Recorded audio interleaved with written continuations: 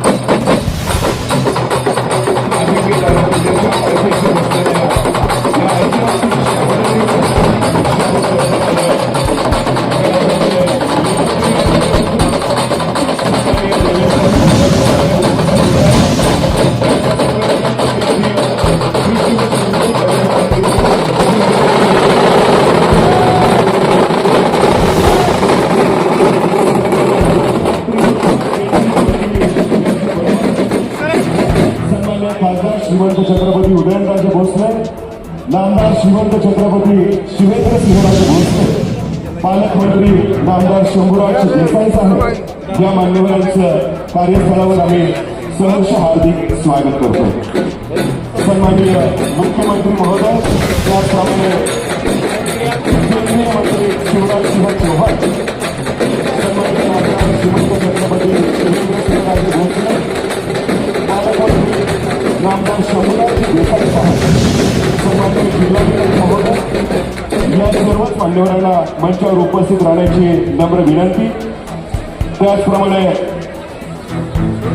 ग्रामविकास मंत्री जयकुमारजी गोरे साहेब, विधान परिषदेचे सदस्य अमितजी गोरखे साहेब, सन्माननीय महेशजी शिंदे साहेब, आमदार अतुलदादा भोसले, आमदार मनोजदादा घोरपडे, विधानसभेचे सदस्य सुनीलजी कांबळे, साहित्यरत्न अण्णाभाऊ साठे यांचे नातू सचिन संजय साठे आणि आरपीआयचे राष्ट्रीय सरचिटणीस ज्येष्ठ यात अशी विनंती आहे.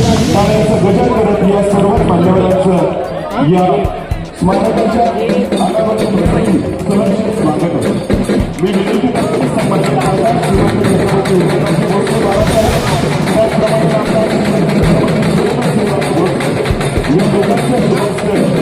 राज्याचे लोकप्रिय मुख्यमंत्री देवेंद्रजी फडणवीस साहेब यांचं स्वागत या उद्घाटन सोहळ्याच्या निमित्तानं होतं. छत्रपती शिवरायांची सुंदर प्रतिमा श्रीमंत छत्रपती शिवेंद्र सिंहराजे भोसले महाराज साहेबांच्या शुभ हस्ते मान्यवरांचे सन्मान यांच्यावर संपन्न होत आहेत. सन्मान्य मुख्यमंत्री महोदयांना देखील या अनावरण सोहळ्याच्या निमित्तानं या ठिकाणी ऐतिहासिक शाहूनगरीमध्ये सन्मानित केलं जातं। मंचावरील मान्यवरांच्या या स्वागतामध्ये पालकमंत्री नामदार शंभूराज देसाई साहेब यांचं देखील स्वागत या ठिकाणी नगराध्यक्ष अमोलजी मोहिते साहेब यांच्या शुभ हस्ते व्हावं अशी विनंती आहे। पालकमंत्री महोदयांचा सन्मान या अनावरण सोहळ्याच्या निमित्ताने होतो। त्याचप्रमाणे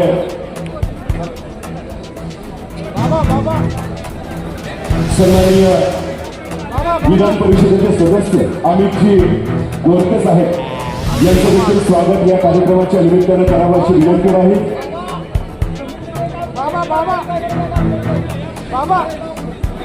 विधानसभेचे सदस्य सन्माननीय सुनीलजी कांबळे साहेब यांचं देखील स्वागत या कार्यक्रमाच्या निमित्ताने होत आहे।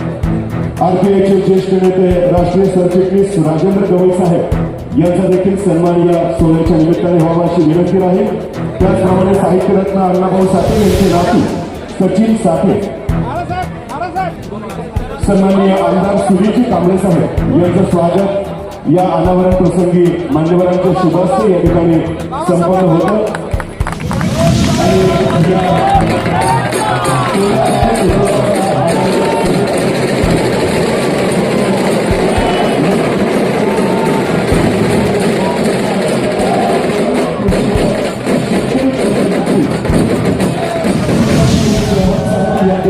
मान्यवरांच्या उपस्थितीमध्ये संपन्न होतं।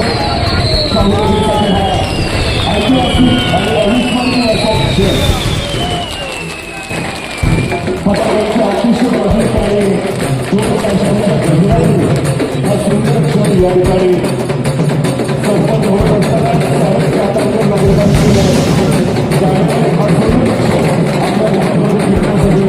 सज्ज होता संपन्न होईल। सन्माननीय मुख्यमंत्री महोदय आणि केंद्रीय मंत्री महोदय या दोघांनाही विनंती राहील लोकशाहीर अण्णाभाऊ साठे यांच्या पूर्णाकृती पुतळ्याच्या अनावरण सोहळ्याच्या निमित्तानं या सुंदर सोहळ्याची क्षणचित्र आवर्जून कार्यस्थळी घेतली जातात आणि या विशेष प्रसंगी उपस्थित असलेले सर्वच अतिथी मान्यवर यांच्या समवेत सन्माननीय खासदार श्रीमंत छत्रपती उदयनराजे भोसले महाराज साहेब, नामदार श्रीमंत छत्रपती शिवेंद्र शिवराजे भोसले, पालकमंत्री सन्माननीय शंभूराज देसाई साहेब याशिवाय इतर मान्यवर पुष्पहार पुष्पवृष्टी करून या आदरणीय व्यक्तिमत्वाला अभिवादन आदरांजली व्यक्त करतात।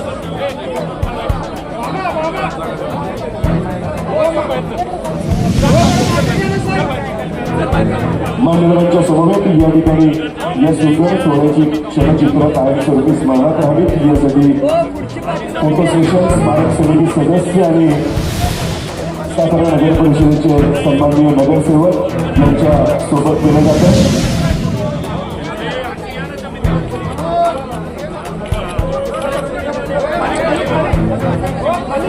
सन्माननीय मुख्यमंत्री महोदय देवेंद्रजी फडणवीस साहेब, त्याचप्रमाणे केंद्रीय कृषी आणि शेतकरी कल्याण मंत्री सन्माननीय शिवराजसिंह चौहान साहेब यांच्या समवेतच सन्माननीय खासदार श्रीमंत छत्रपती उदयनराजे भोसले, सन्माननीय नामदार श्रीमंत छत्रपती शिवेंद्र सिंहराजे भोसले, नगराध्यक्ष अमोलजी मोहिते, उपनगराध्यक्ष ॲडव्होकेट डी जी बनकर यासह इतर अतिथी मान्यवर या ठिकाणी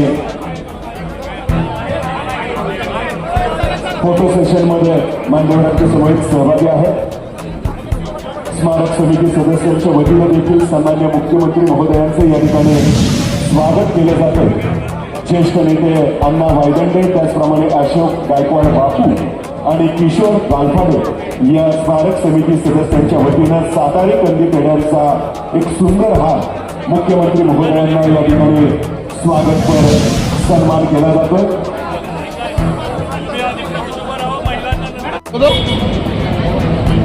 अच्छा एक मिनिट भाऊ एकच सेकंड। खरं तर आज माझ्या मनात जी संकल्पना होती ती दिनांक 15 मे 2026 रोजी पूर्ण झालेली आहे आणि आज अतिशय आनंद होतोय। माननीय महाराष्ट्राचे मुख्यमंत्री देवेंद्रजी फडणवीस आणि देशाचे केंद्रीय मंत्री चव्हाण साहेब, तसेच या सातारचे लाडके आमदार आणि कार्यसम्राट आमदार कॅबिनेट मंत्री माननीय शिवेंद्रसिंहराजे भोसले, तसंच युवकांचे आयडॉल, सर्वसामान्यांचा आधार आदरणीय श्रीमंत छत्रपती उदयनराजे भोसले व सर्व मान्यवरांच्या हस्ते आज साहित्यरत्न लोकशाहीर अण्णाभाऊ साठे यांच्या पूर्णाकृती पुतळ्याचे लोकार्पण सोहळ्याचे काम आज पार पडले. आज पूर्ण या सर्व मान्यवरांच्या उपस्थितीत आज लोकार्पण सोहळा पार पडलेला आहे आणि गेले 2021 पासून या गोष्टीचा मी आणि माझी सहकार्य या गोष्टीचा पाठपुरावा करत होतो. खरं तर धन्यवाद मानल एवढं कमीच होईल, कारण का ज्यावेळेस हा जो पुतळा उभा करण्यासाठी जी मागणी केली त्यावेळेस या सातारा नगर परिषदेचे सीओ जे होते ते माननीय अभिजितजी बापट साहेब होते आणि त्यावेळेच्या नगराध्यक्ष माधवीताई कदम होत्या आणि उपनगराध्यक्ष मनोजी शेंडे साहेब होते. हा जो विषय मंजूर झाला तो त्या विषयाचा आकडा होता, क्रमांक होता 113 नंबर. हा विषय स्थायी समितीमध्ये ज्या नियोजन बैठक असती त्यामध्ये तो मला वाटतं 22-23ला तो मंजूर झाला आणि त्याच्यानंतरनं या विषयाला हळूहळू गती भेटत गेली. त्याच्यानंतरनं मला वाटतं 5-6 वर्ष आपलं प्रशासकीय राजवट लागू होती, प्रशासकीय अधिकारी होते त्यावेळेस हे अभिजित बापटच साहेब होते.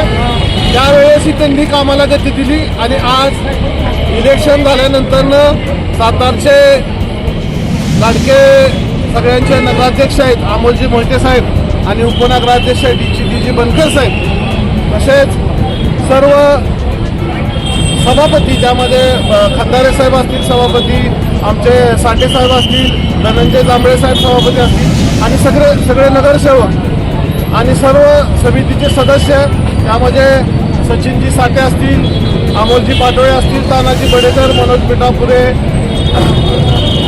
परत गणेशजी विषय, सागर विषय, असे सर्वच. जर कुणाचं नाव चुकून राहिलं तर मनात राग ठेवू नका, कारण का एवढा मला आज खूप अतिशय आनंद आहे, कारण का हा जो विषय आहे तो इतका चांगला झालेला आहे. त्यामुळं मी सर्वांना या अनावरणाच्या निमित्त शुभेच्छा देतो आणि आज जो हा अनावरण सोहळा झालेला आहे तो अतिशय चांगल्या आणि उत्कृष्ट पद्धतीत झालेला आहे. त्या अनावरणाला माननीय पुण्याचे विधान परिषदेचे आमदार अजितजी गोरखे साहेब आले होते, तसेच आमच्या रिपब्लिकन पक्षाचे पश्चिम महाराष्ट्राचे अध्यक्ष अशोकजी गायकवाड आले होते, मातंग आघाडीचे प्रदेश अध्यक्ष अण्णा वायदंडे साहेब आले होते, तसेच दलित महासंघाचे उमेदजी चव्हाण आणि मला वाटतं कराडचे दलित महासंघाचे मच्छिंद्रजी सटके साहेब हेही या कार्यक्रमाला उपस्थित होते.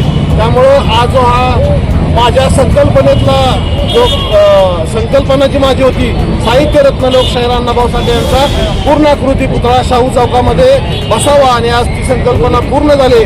त्यामुळे मी सातारा नगर परिषदेचे सर्व कर्मचारी, सर्व अधिकारी वर्ग, जिल्हा प्रशासनाचा सर्व अधिकारी वर्ग यांना मी मनापासून आभार मानतो आणि अभिनंदन करतो आणि थांबतो. जय भीम, जय भारत, जय लहुजी, जय अण्णाभाऊ. महामानव डॉक्टर बाबासाहेब आंबेडकरांच्या प्रतिमेला पुष्पहार अर्पण करून मुख्यमंत्र्यांनी लोकशाहीर अण्णाभाऊ साठेंच्या पुतळ्याचं अनावरण केलेलं आहे. खरं तर डॉक्टर बाबासाहेब आंबेडकरांनी दिलेल्या विचाराला घराघरामध्ये क्रांतीनं पोचवलं आणि घरातला प्रत्येक माणूस स्वाभिमानानं जागा केला आणि आपल्या अधिकारासाठी ज्यांना लढायला शिकवले ते आमचे अण्णाभाऊ. त्यांच्या पुतळ्याचं अनावरण म्हणजे सातारा जिल्ह्यामधल्या प्रत्येक आंबेडकरी अनुयायाची छाती 56 इंच होणार आणि मान गर्वानं उभी राहणार असा आजचा क्षण आहे. मी एवढंच सांगेन की बाबासाहेबांच्या विचाराला घराघरात पोचवणारं आणि घराघरातून माणसाला ज्वलंत बनवणारं आणि बाबासाहेबांच्या विचाराशी लढायला शिकवणारे हे नेतृत्व आहे. जे का रंगले गांधले त्याचे आपले म्हणले अशा पद्धतीची व्याख्या अण्णाभाऊंना लागू होते. अण्णाभाऊंनी रणला गांधीचं नेतृत्व केलं, कष्टकऱ्यांचं केलं, शोषितांचं केलं आणि पीडितांचं केलं. आणि म्हणून अण्णाभाऊंच्या आज या पुतळ्यासमोर आपण सगळे नतमस्तक होऊन विसावत आहोत. अण्णाभाऊंनी श्रमिकांना न्याय देण्यासाठी जिथे विसावा घेतला ती अण्णाभाऊंची चरण आहे. या चरणाला मी विरोधी पक्षाच्या वतीनं आणि तमाम आंबेडकरी यांच्या वतीनं नतमस्तक होतो. आणि त्याचबरोबर उद्याची जी लढाई आहे या लढाईमध्ये अवघडाच्या लढाईमध्ये मला वाटतं कदाचित कुणाचं काय सत्य कुणाचं काय सत्य मला माहीत नाही, पण या लढाईत जर माझ्या मातंग भावंडांना न्याय मिळणार असेल, त्यांचं आरक्षण कंटिन्यू होणार असेल आणि त्यांना जर या अवघडाच्या लढाईनं भविष्याचं त्यांचा जर दरवाजा उघडणार असेल तर तमाम बौद्ध बांधव तुमच्या सोबत आहेत. पण त्या आरक्षणात उद्याच्या आमचं सगळ्यात आरक्षण जात असेल तर आम्हाला एकत्रित येण्याचा विचार करावा लागेल. आणि ही लढाई खरंच चांगली आहे का वाईट आहे याच्यावरती आमच्या समाजातल्या मातंग समाजातल्या जन्मगा समाजातल्या सगळ्या बांधवांनी एकत्र बसून विश्लेषण उभं करावं आणि सरकारनं याच्यात आम्हाला नेमकं काय देणार याची एक परिपत्रिका जाहीर करावी आणि आम्हाला द्यावी. नाहीतर धोबेचं कुत्रं घरी बी उपाशी घाटावर बी उपाशी असं काही नको आहे. आम्हाला उद्ध्वस्त करणार असेल तर आम्ही सगळे मिळून विरोध करू. आणि आमच्या भावंडांनी जर आम्ही पोटभर जेवलो तर आमचा धाकटा भाऊ तो उपाशी असेल तर त्याला पोटभर जेवण्यासाठी पोटभर वाटली द्यावी, आमचा त्याला विरोध नाही. ओके, धन्यवाद.